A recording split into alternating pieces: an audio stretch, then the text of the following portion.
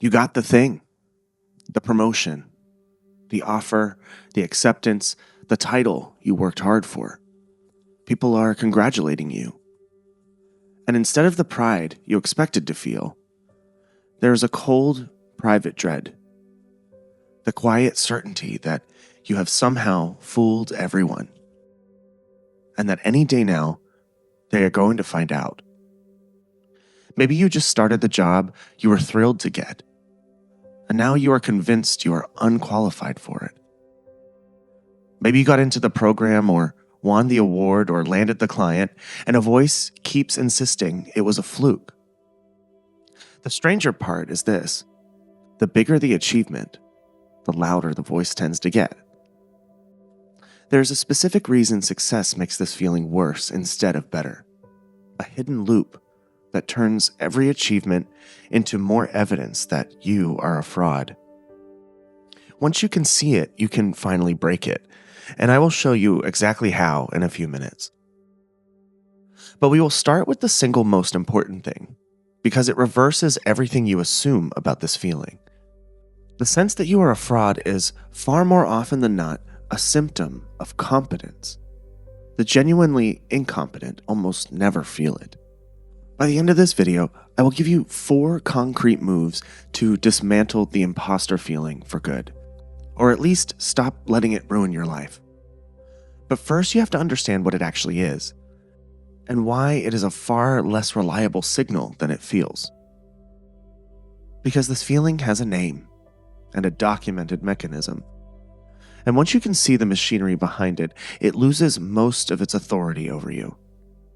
And here's the part that should stop you in your tracks. The people most certain they deserve their success are often the least competent of all. Confidence and ability are not the same thing. And in a great many cases, they point in opposite directions.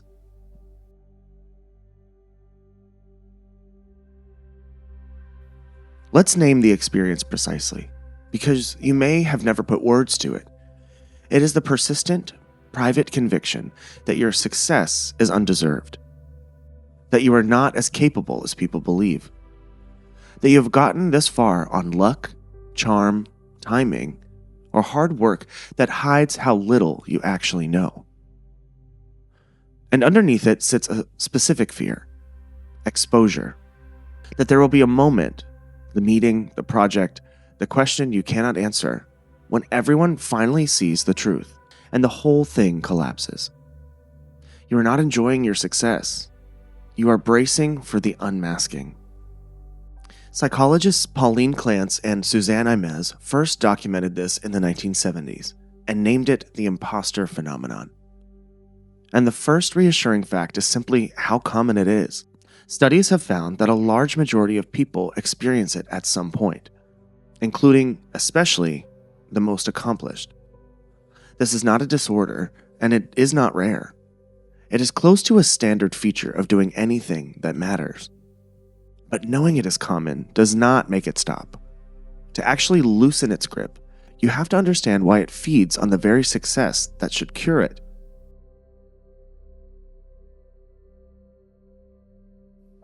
Here's the loop I talked about earlier. The reason achievement makes this worse, not better. It runs as a cycle, and once you see it, you cannot unsee it. It starts when you face something that matters. A big task, a new role, a high-stakes project. The imposter feeling spikes, so you respond in one of 2 ways. You either over-prepare, working far harder than the task should require, or you procrastinate and then scramble at the last minute. Then the task goes well. You succeed. And this is where the trap springs shut. When you succeed, you do not credit your ability. You credit the thing you did instead. I only pulled it off because I over-prepared.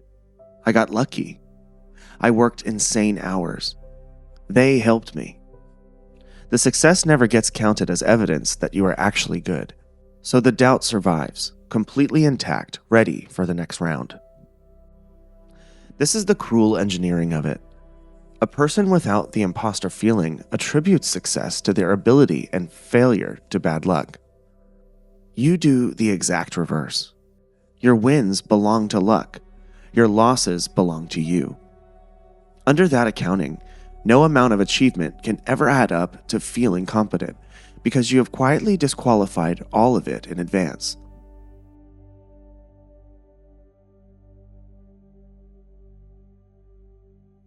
Now, here is the reframe that changes everything, and it is backed by some of the most well-known findings in psychology. The doubt you feel is, more often than not, exactly what competence feels like from the inside. There's a well-documented effect, first shown by the psychologist Dunning-Kruger, with a striking shape. The people who are least skilled at something tend to be the most confident about it, precisely because they lack the skill required to see how much they are missing. They do not feel like frauds because they cannot perceive the gap. The competent experience the opposite. The better you get at something, the more clearly you can see the full scope of it. Everything you have not yet mastered, every level above you, the vast territory still ahead.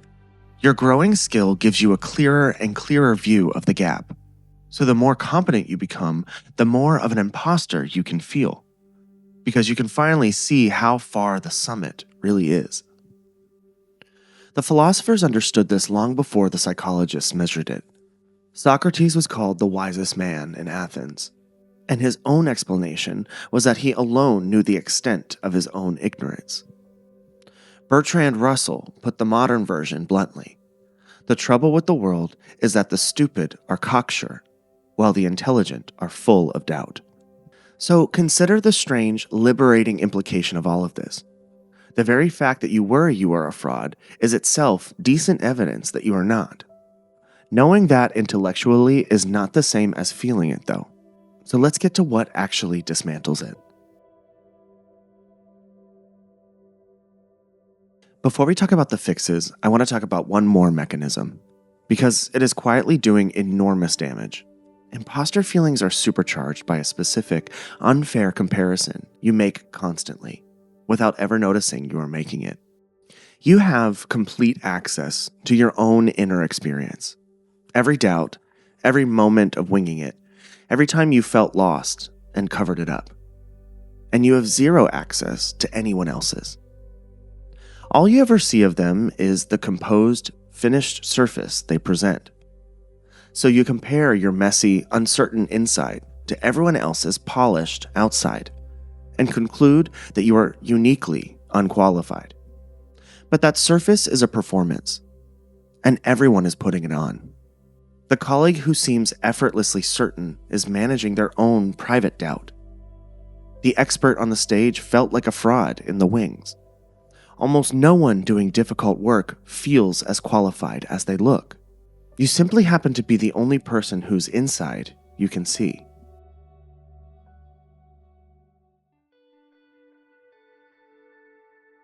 So here are the 4 moves to dismantle the imposter feeling and stop it from ruining your life. The first move is to separate the feeling from the fact. Feeling like a fraud is an emotion, not an assessment. A familiar sensation that shows up precisely when you are doing something that matters. And it carries no reliable information about your real ability. Name it when it appears. This is the imposter feeling. And you open a gap between the sensation and the truth, instead of treating them as one. The second move is to correct your attributions, deliberately and in writing. Keep a running record of your achievements, and next to each one, force yourself to name the part your actual ability played. When you catch yourself crediting luck or over-preparation, challenge it. You prepared because you are conscientious. You got the opportunity because your work earned it. Reclaim the credit you have been automatically handing away. The third move is to reinterpret the doubt itself. When the fraud feeling appears, instead of taking it as proof you do not belong, treat it as what it usually is, the mark of someone competent enough to see the gap, and conscientious enough to care about closing it. Learn to read the doubt as evidence that you are exactly where you should be, at the edge of your own growth, And the fourth move is to act before the confidence comes.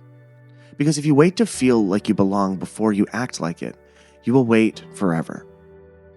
Competence and the fraud feeling coexist in almost everyone who is good at something. Do the work while feeling like an imposter.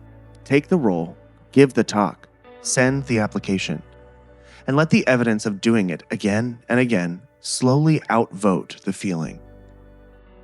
When you step back, this whole problem resolves itself.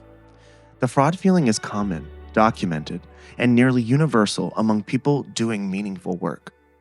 It survives your success because you explain every achievement away, crediting luck and effort, while your ability quietly takes the blame for every failure.